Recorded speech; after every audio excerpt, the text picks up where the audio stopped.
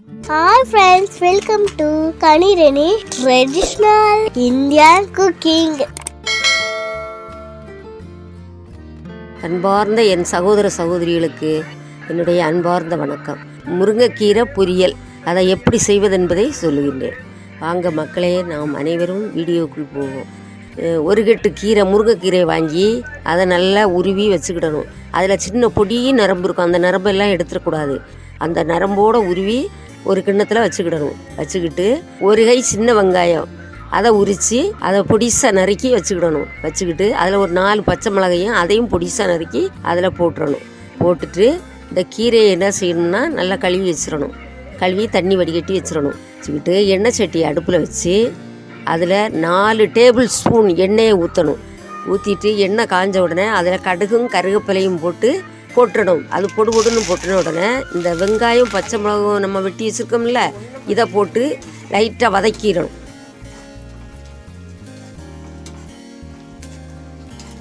வதக்கிக்கிட்டு இந்த முருங்கைக்கீரையை கழுவி வச்சுருக்கோம்ல, அந்த முருங்கைக்கீரையை அதில் போட்டு நல்லா வதக்கணும்.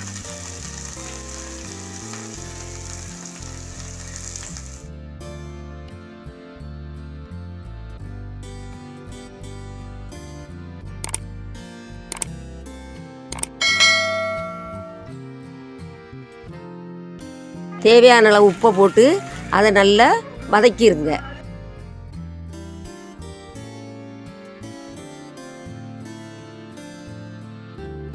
சிம்மில் போட்டு வதக்குங்க. சிம்மில் போட்டு வதக்குனாதான் கீரை ஒன்று சுண்ணாப்பூல வரும்.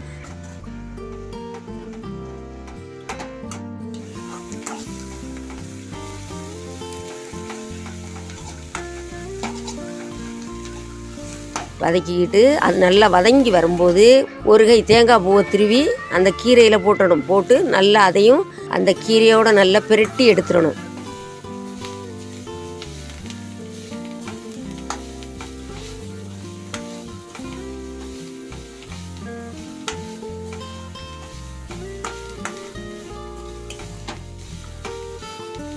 முருங்கைக்கீரை பொரியல் ரெடி.